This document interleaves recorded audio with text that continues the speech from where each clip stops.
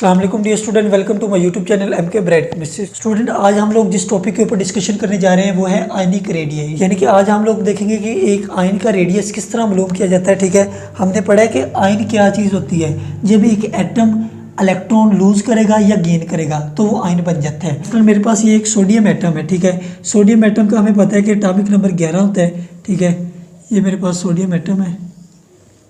इसके first orbit के अंदर 2 इलेक्ट्रॉन होते हैं, आखिरी दूसरे ऑर्बिट के अंदर 8 इलेक्ट्रॉन होते हैं।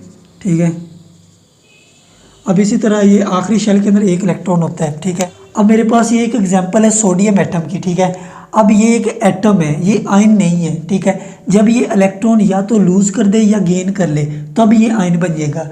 अब एक आयन का अब फर्ज कर लेते हैं, इसको आयन बनाते हैं। ठीक है, अब मैंने क्या किया, यहाँ से इसका इलेक्ट्रॉन रिमूव कर दिया। ये वाला इलेक्ट्रॉन जब रिमूव किया, पहले इसका जो रेडियस है ना, अभी इलेक्ट्रॉन रिमूव नहीं किया, मैंने इसका रेडियस चेक किया है, वो मेरे पास आ रहा है 186 pm। ठीक है, 186 पिकोमीटर। अब मैंने क्या किया, ये जो इलेक्ट्रॉन है, ठीक है, इसको रिमूव कर दिया। जब इसको रिमूव कर दिया है, इसके अंदर इलेक्ट्रॉन की कमी हो गई है, लेकिन प्रोटॉन उतने ही हैं। प्रोटॉन इसके पास 11 है।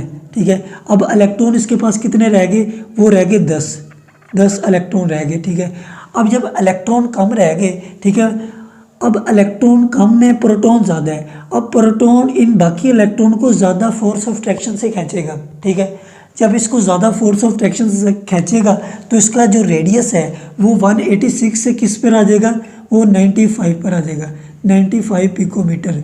यानी कि इसका रेडियस कम हो गया है। अब आयन का रेडियस जो है वो 95 पिकोमीटर है, एटम का जो रेडियस है वो 186 पिकोमीटर है। ठीक है, लेकिन हमने क्या मालूम करना है, आयन का the radius of ion while considering it spherical, यानी कि उसको स्फेरिकल कंसीडर करके इसका जो भी रेडियस आता है वो कहलाता है आयनिक रेडियस। ठीक है, अब यहाँ पर हम लोग ने देखे कि इसका जो शेल है वो भी रिमूव हो गया।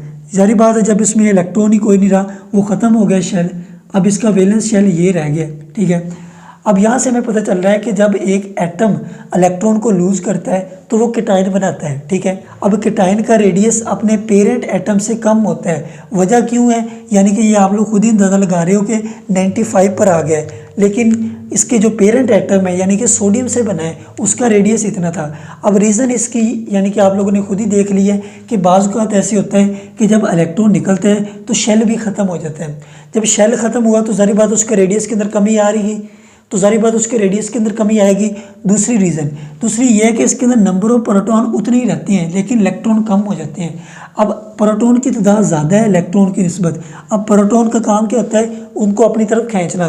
सारी बात है, ये न्यूक्लियस है, ये न्यूक्लियस आउटर मोस्ट शेल को अपनी तरफ खींचता है, लेकिन अब ये ज़्यादा फोर्स से खींचेगा क्योंकि ये 11 हैं, इधर 10 हैं। ठीक है, इस वजह से इसका जो अट्रैक्शन है न्यूक्लियस की आउटर मोस्ट शेल के ऊपर वो ज़्यादा जाती है। ज़्यादा होने की वजह से इसका जो शेल का साइज़ होता है, यानी कि ज़्यादा होने की वजह से ये जो एटम है, जो केटाइन है, इसका साइज़ कम हो जाता है, जिसकी वजह से हम लोगों ने देखा है कि ये 95 हो गया।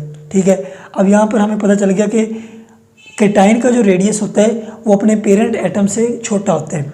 अब इसी तरह अगर एक सिंपल एटम इलेक्ट्रॉन को गेन कर ले, ठीक है, जब वो गेन करेगा तो आयन बनेगा, और आयन की कौन सी टाइप बनेगा, वो एनायन बनेगा। ठीक है, the radius of ion while considering it spherical, उसे हम लोग कहते हैं आयनिक रेडियस। लेकिन जब एक न्यूट्रल एटम, मसलन मेरे पास एक न्यूट्रल एटम है, ये मैं बनाता हूँ, इधर मेरे पास है जी क्लोरीन, ये इसका न्यूक्लियस, इसका फर्स्ट ऑर्बिट, सेकेंड, ये इसका थर्ड ऑर्बिट। फर्स्ट ऑर्बिट में 2 इलेक्ट्रॉन, दूसरे में 8 इलेक्ट्रॉन, तीसरे के अंदर इसके 7 इलेक्ट्रॉन। ठीक है, अब ये एक न्यूट्रल एटम है क्लोरीन। अब मैं क्या करता हूँ, यानी कि ये एक इलेक्ट्रॉन इसके अंदर ऐड कर देता हूँ, ये क्लोरीन एक इलेक्ट्रॉन को गेन कर लेता है। ठीक है, यानी कि ये हम लोगों ने इधर एक इलेक्ट्रॉन गेन कर दिया। अब ये आयन बना है, पहले ये एटम था। ठीक है, अब इसका रेडियस कैलकुलेट करना है, इसको स्फेरिकल सफ़र करते हुए आयनिक रेडियस कहलाता है।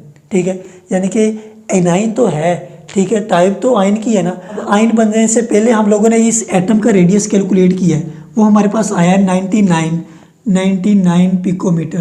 यानी कि जब इसने इलेक्ट्रॉन नहीं लिया उससे पहले हमने इसका कैलकुलेट किया है आयनिक रेडियस, अब हमने क्या किया है, इसके अंदर एक इलेक्ट्रॉन को ऐड कर दिया गया है। अब यहाँ पर देखें इलेक्ट्रॉन की तादाद कितनी हो गई है, 18, क्योंकि पहले 17 थी, अब इलेक्ट्रॉन हो गए हैं 18।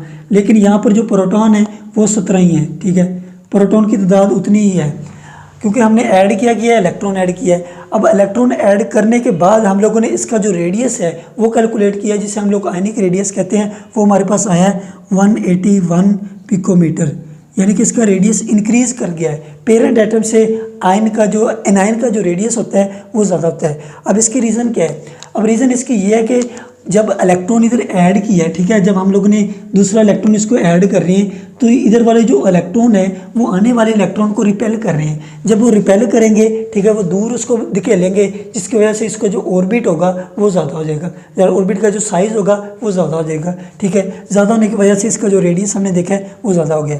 पहली रीज़न ये है। दूसरी रीज़न ये है कि यहाँ पर प्रोटॉन उतने ही हैं, ठीक है, प्रोटॉन 17 ही हैं, लेकिन इलेक्ट्रॉन की तादाद ज़्यादा होगी है। अब जो न्यूक्लियस है पहले वो 17 को खींच रहा था, अब वो 18 को खींचेगा, यानी कि जब इलेक्ट्रॉन की तादाद हमने ज़्यादा कर दी है वो इतनी फोर्स से उनको नहीं खींचेगा, जिसकी वजह से वो जो वैलेंस शेल है वो दूर जाएगा, ठीक है, ज़्यादा इलेक्ट्रॉन होने की वजह से, जिसकी वजह से हमने देखा कि वाज़ेह तौर पर नज़र आ रहा है कि जो उसका रेडियस है वो इंक्रीज़ कर जाएगा, ठीक है। ये था यानी कि एनायनिक रेडियस, ये हम लोगों ने देखा था कैटायनिक रेडियस, ठीक है, हैं दोनों यानी कि आयन। अगर कैटायन को लें या एनायन को लें, इन दोनों में से किसी एक को लेकर उसका रेडियस मालूम करना वो कहलाएगा आयनिक रेडियस, ठीक है, क्योंकि ये आयन बन गए हैं। आयन उस वक्त बनता है जब एक न्यूट्रल एटम या तो इलेक्ट्रॉन लेगा या इलेक्ट्रॉन देगा, ठीक है, वो आयन कहलाएगा। अब रीज़न मैंने बता दिया है कि इनका जो साइज़ होता है पेरेंट एटम से ज़्यादा होता है, इनका जो साइज़ होता है जो कैटायन का होता है वो पेरेंट एटम से कम हो जाता है, ठीक है। हमने देखा था कि सोडियम का जो है वो 3 शेल थे, अब 2 रह गए, साइज़ कम हो गया।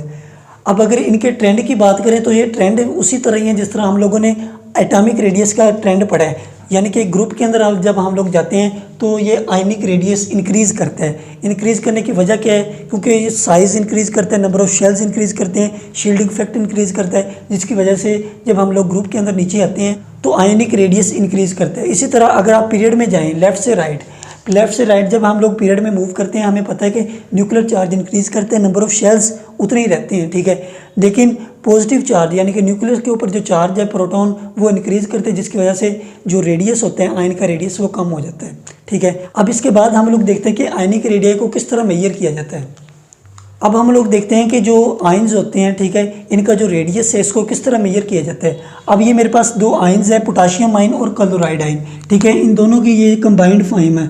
इन दोनों को जब कंबाइन किया जाता है, कंबाइन करने पर इनके जो 2 न्यूक्लियाई के दरमियान डिस्टेंस होता है इसे कहते हैं inter ionic distance, inter ionic distance. इसको R कैपिटल से रिप्रेजेंट किया जाता है, यानी कि 2 न्यूक्लियाई के 2 आयन्स की न्यूक्लियाई के दरमियान जो फासला होता है उसे कहते हैं इंटर आयोनिक डिस्टेंस। ये बराबर होता है इसके रेडियस को जमा कर लें और इसके रेडियस को, दोनों के रेडियस को जमा कर लें, ये उसके बराबर होता है, ठीक है, R। अब यहाँ से हमें पता चल गया कि ये एडिटिव प्रॉपर्टी है, यानी कि इन दोनों को अगर जमा करें तो वो इसके बराबर आ रहा है, ठीक है। इसका रेडियस कैलकुलेट किया हमने, लोगों ने अलहदा इसका रेडियस अलहदा कैलकुलेट किया है, इन दोनों को जमा किया है, वो किसके बराबर आ रहा है? इन दोनों के न्यूक्लियाई के दरमियान जो डिस्टेंस है इंटर आयोनिक डिस्टेंस उसके बराबर आ रहा है।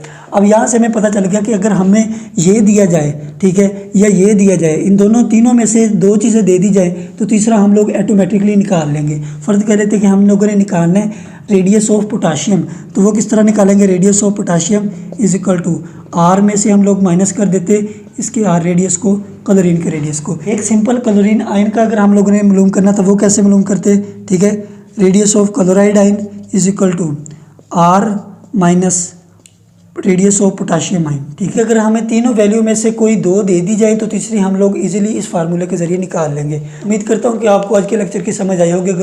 अगर इस टॉपिक के रिलेटेड कोई पॉइंट रह गया हो या आपको किसी पॉइंट की समझ नहीं आई तो आप कमेंट सेक्शन में पूछ सकते हैं। अब हम अपने नेक्स्ट लेक्चर के अंदर मिलेंगे, तब तक के लिए अल्लाह हाफिज़।